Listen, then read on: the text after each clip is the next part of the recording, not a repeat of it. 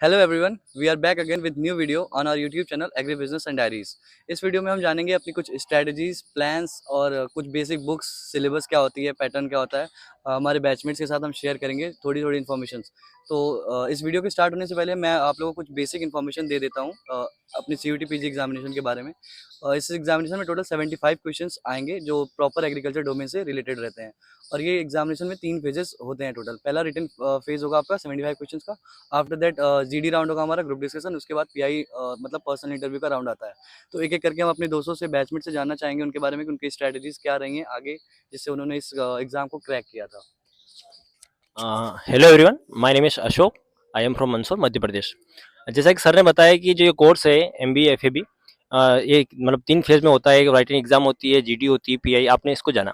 अब जो आप बात कर रहे हैं हम यहाँ पर कि राइटिंग फेज जो होता है, इसमें आप एग्जाम की जो स्ट्रेटजी उसको किस तरह से रखना है, और हम इसमें पर्सनल चीज़ें बताएंगे। जब हम तैयारी करें तो हमने उस टाइम क्या क्या किया, उस टाइम में क्या स्ट्रेटजी रखी, वो आपको जो है बताते हैं। अगर मैं मेरी बताऊँ तो मुझे सब शुरुआत में इस एग्जाम के बारे में कुछ पता नहीं था। मेरे कुछ सीनियर थे, ठीक है, और कुछ यूट्यूब वगैरह की मदद से मैंने मतलब ये चीज़ें मतलब पता चला कि ये कोर्स भी कुछ होता है, और धीरे धीरे मेरा इसमें इंटरेस्ट आ। सबसे पहले मैं क्या करता था कि मैंने जो एक एग्ज़ाम होती है, गवर्नमेंट एग्ज़ाम, एफओ की एग्ज़ाम, उसको मैं प्रिपेयर कर रहा था शुरुआत में। तो फिर मेरा इतना उसमें इंटरेस्ट नहीं था, पर मैं उसकी मेरे एग्रीकल्चर बेस को मजबूत करने के लिए उसकी तैयारी कर रहा था। पर मुझे इस एग्ज़ाम के बारे में पता चला, तो मैंने इस एग्ज़ाम को से रिलेटेड जो है सिलेबस देखा, सारी चीज़ें देखी, तो वो लगभग उसमें पूरा जो एग्रीकल्चर है अपना, मेजर सब्जेक्ट्स लगा के माइनर सब्जेक्ट, वो सारी चीज़ें तो इसमें कवर हो रही थी। तो मैंने जो एक कोचिंग का सब्सक्रिप्शन ले रखा था, उसकी सारी जो है क्लासें अटेंड करी। मैं हर एक सब्जेक्ट, एग्रोनॉमी से लगा जो माइनर सब्जेक्ट, एक्सटेंशन से लगा के इकोनॉमिक्स, सारे सब्जेक्ट मैंने उसमें कवर किए। और साथ में मैंने क्या किया कि जो सुंडा है उसको रीड किया था। और जो कोई भी कोचिंग रहती है वो अपनी टेस्ट सीरीज चलाती है, उसमें कम से कम मैंने 10 से 15 टेस्ट जो है उसमें लगाए थे। तो ये मेरी स्ट्रेटेजी थी। तो इस तरह से आप क्या कर सकते हैं, जो एग्रीकल्चर है उसको मेजर से लगा के माइनर सारे सब्जेक्ट्स में कवर, खासकर एक्सटेंशन इकोनॉमिक को भी आप अच्छे से करिए, क्योंकि इसमें इसका पोर्शन काफी अच्छा रहता है। तो आप मेजर से लगा के माइनर सब्जेक्ट को अच्छे से रीड करिए सबसे पहले। और एग्जाम के आखिरी दिनों में क्या करिए, इनको रिवीजन अच्छे से करिए। जितना ज्यादा आप रिवीजन करेंगे ना, तो आपको उतनी ज्यादा जो एग्जाम में है हेल्प होगी उस क्वेश्चन को जो है वो करने में, ठीक है, सोल्व करने में। दूसरी चीज, आप टेस्ट सीरीज लगाइए आखिरी आखिरी समय में। जो टेस्ट सीरीज रहती है ना, उससे कि आपके डाउट जो है क्लियर हो जाते हैं। आप कोई क्वेश्चन गलत करते हैं तो आप जो है एग्जाम में उस क्वेश्चन को गलत नहीं करेंगे।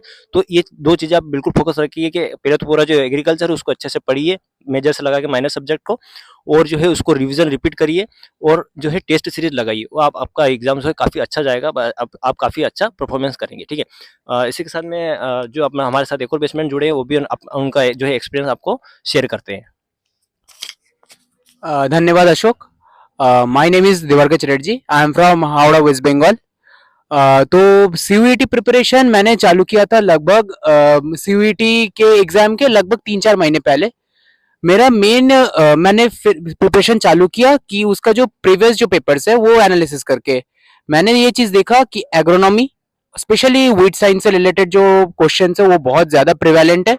और एग्रीकल्चर इकोनॉमिक्स और एग्रोनॉमी से मेजरली क्वेश्चंस आते हैं। एबीएम हमारा जो food and agri business paper, जो इसको हम एमएबीएम पेपर पहले बोलते थे।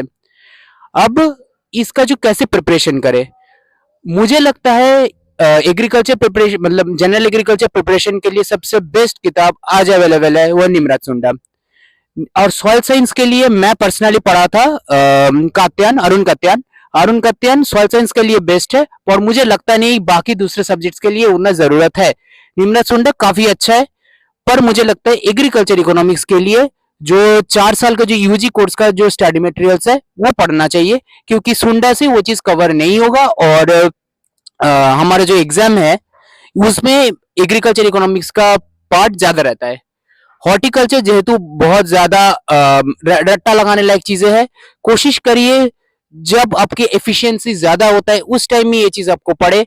मतलब जो चीज आपको टफ लगता है आप कोशिश करिए उस टाइम में पढ़ने का जब आपका एफिशिएंसी ज्यादा हो, क्योंकि ये मेनली रट्टा लगाने लायक चीजें हैं। यही मैं बोलूंगा। और मैं अब अपना बैचमेट आयन कुमार शाह को देना चाहूंगा कुछ बोलने के लिए। थैंक यू देवरगा। जैसे कि मेरा my name is Ayan Kumar Shah. I am from Bardhaman West Bengal. जैसे कि आप लोग देख रहे हैं कि हम लोग इधर बता रहे हैं कि क्या स्ट्रेटेजी होना चाहिए सीयूईटी पीजी को क्रैक करने के लिए। अगर आप मेरे से पूछे मैंने तैयारी कैसे किए थे, तो मैं आपको बताना चाहता हूँ कि आफ्टर कंप्लीटिंग माय ग्रेजुएशन मेरा पूरा का पूरा फोकस था कम्पिटिटिव एग्जाम को लेकर। तो मैंने स्टार्ट किया था एएफओ का प्रिपरेशन। लेकिन मैंने पढ़ते टाइम मेरे को इस कोर्स के बारे में इतना आइडिया नहीं था। मेरे एक सीनियर है जो अभी इधर करंटली उनका हो गया है इस साल कोर्स कंप्लीशन। तो मैंने उनसे जाना कि इस कोर्स के बारे में। तो आफ्टर जब मैंने देखा कि इसका सिलेबस एग्जाम पैटर्न कैसे होता है, तब मेरे को पता चला कि जैसे में हम लोग कम्पिटिटिव का स्टडी करते हैं, जो जनरल एग्रीकल्चर जो सब्जेक्ट आता है एग्रीकल्चर में, वही चीज़ है। तो मैंने सोचा कि इसका भी फॉर्म डाल देते, क्योंकि मेरे को एमएससी के अलावा भी ये एक ऑप्शन लगा कि करने लायक। तो मैंने इसका एग्ज़ाम दिया। अब पूछेंगे इस एग्ज़ाम की तैयारी मैंने कैसे की? मेरे पास कोचिंग का सभी स्टडी मटेरियल था, जो भी एग्रीकल्चर का मेजर सब्जेक्ट होता है, एग्रोनॉमी, सॉइल साइंस, हॉर्टिकल्चर। लेकिन अगर मैंने एग्ज़ाम के टाइम जो मेरा एक्सपीरियंस हुआ कि इस एग्ज़ाम में मेरे को लगा कि 3 जो सब्जेक्ट है ज़्यादा फोकस किया जाता है। जैसे एक हो गया एग्रीकल्चर इकोनॉमिक्स, दूसरा हो गया जेनेटिक्स एंड प्लांट ब्रीडिंग, तीसरा हो गया एक्सटेंशन। तो आप ये तीनों सब्जेक्ट को और अच्छे से कवर करेंगे तो लगभग मान के चलिए आपका एग्जाम का 40% कवर अप हो जाएगा। बाकी जो सब्जेक्ट जैसे एग्रो हो गया, सॉइल हो गया, हॉर्टिकल्चर, इसको भी आप अच्छे से पढ़िए। लेकिन ये तीनों सब्जेक्ट को आपको पूरा का पूरा आना चाहिए एग्जाम को क्रैक करने के लिए। सो मेरे तरफ से यही है कि अच्छे से आप लोग प्रिपरेशन करिए। जो भी एग्रीकल्चर का जनरल जो बुक्स है, जैसे निमराज सुंडा हो गया, अगर आपके पास कोई कोचिंग का स्टडी मटेरियल है उसको भी आप रेफर कर सकते हैं। तो अच्छे से पढ़िए, आप लोग जरूर इस एग्जाम में क्वालिफाई हो जाएंगे। तो मैं अपना जो दोस्त है आयुष प्रियेश को बोलना चाहता हूँ कुछ बोलने के लिए। Thank you, Ayan. My name is Ayush Priyesh and I'm from West Bengal. And currently, I am also pursuing MBA Food and Agribusiness from BHU Main Campus.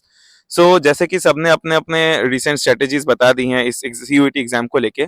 CUET exam में 75 क्वेश्चंस हैं जो कि पूरे एग्रीकल्चर डोमेन पे spread हैं। तो ऐसे मतलब मेरा ये स्ट्रेटेजी था कि पहले मैंने जो प्रीवियस क्वेश्चंस थे उनको एनालाइज किया और फिर मैंने एक चीज नोटिस करी कि जो इकोनॉमिक्स है तो उसमें जो इकोनॉमिक्स के जो 4 साल के अंदर हमने जो पीडीएस पढ़ी थी या जो हमारे कोर्स टीचर्स ने हमें पढ़ाए थे अपने यूजी के दौरान, वहां से बहुत बेसिक क्वेश्चंस आ रहे थे। तो मतलब फ्रॉम दी फंडामेंटल्स, जो फंडामेंटल ऑफ इकोनॉमिक्स था उसको बेस बना के मैंने इकोनॉमिक्स को पढ़ा था। फिर जो एक्सटेंशन है तो उसमें वो एक्सटेंशन सर्विसेज होती हैं, जैसे कि लैब टू लैंड प्रोग्राम कब स्टार्ट हुआ, मतलब ईयर के हिसाब से जो प्रोग्राम्स थी उनका वो चीज इंपॉर्टेंट लगी मेरे को। और फिर जो बाकी जनरल सब्जेक्ट्स थे उनको तो मैंने नेमराज सुंडा से पढ़ा था, वो ऑब्जेक्टिव एग्रीकल्चर बुक करके आती है नेमराज सुंडा। तो उसमें जो लेटेस्ट एडिशन आप देखें तो उसमें ईयर वाइज पूरी एक टेबल बनी हुई है, मतलब फर्स्ट यूनिट में जो जनरल एग्रीकल्चर वाली यूनिट है, तो उस यूनिट पे भी मैंने फोकस किया था। और बाकी ऐसा था कि एग्रीकल्चर मेरा वीक सब्जेक्ट था तो मैं बीच बीच में थोड़ा थोड़ा सुंडा पढ़ते रहता था। तो बेसिकली लास्ट में मैंने जितने भी एग्रीकल्चर नॉलेज था उनको कंपाइल करके जितने भी जनरल एग्रीकल्चर एग्जाम्स थे उसके लिए यूज किया था। तो मेरी तो फिलहाल यही स्ट्रेटेजी थी सीयूईटी के लिए। बाकी आप सबको ऑल द बेस्ट, और जो कोई भी डाउट्स हो तो आप कमेंट सेक्शन में पिन कर सकते हैं। अब मैं मानस से रिक्वेस्ट करूंगा कि वो आगे की स्ट्रेटेजी बताएं। Thank you Ayush. जैसा कि आप लोगों ने देखा, सबने अपने अपने स्ट्रैटेजीज और प्लान्स को शेयर किया आप लोगों के साथ। मैं बस एक पॉइंट ऐड करना चाहूँगा इसमें कि नेमरा सुंडा को मैं पढ़ता कैसे था। मैं जब भी नेमरा सुंडा पढ़ता था मैं हमेशा फर्स्ट पेज से स्टार्ट करता था। जैसे आज मान लीजिए मैंने ब्रीडिंग के चैप्टर को उठाया पढ़ने के लिए और मैंने 20-25 पेज पढ़े ब्रीडिंग के। नेक्स्ट डे जब मैं उठाता था तो मैं फिर से 1 से ही स्टार्ट करता था और 20-25 को पहले रिवाइज करके फिर नेक्स्ट 25 पढ़ता था और आफ्टर नेक्स्ट डे फिर से वो 1 से 50 पढ़ता था, फिर आगे बढ़ता था। ये स्ट्रैटेजीज मुझे काफ़ी हेल्प करती थी। जैसे लोग बोलते हैं कि मैंने 15 बार 20 बार नेमरा सुंडा पढ़ी है, तो वो ऐसे काफ़ी ईज़ी हो जाता है पढ़ना कि आप हमेशा डे 1 से लेके पेज 1 से पढ़ना स्टार्ट करो और डेली इसको रिपीट करो पेज 1 से ही, ताकि बार-बार रिवाइज़ करना बहुत इंपॉर्टेंट होता है एग्ज़ाम के लिए। नेक्स्ट मैं आप लोगों से यही कहना चाहूँगा, अगर आप लोगों को किसी और टॉपिक पे कोई वीडियो चाहिए तो आप कमेंट सेक्शन में डाल सकते हैं उसको, और कोई क्वेश्चन या क्वेरी हो तो उसको भी आप हमारे साथ कमेंट सेक्शन में पूछ और शेयर कर सकते हैं। Thank you everyone.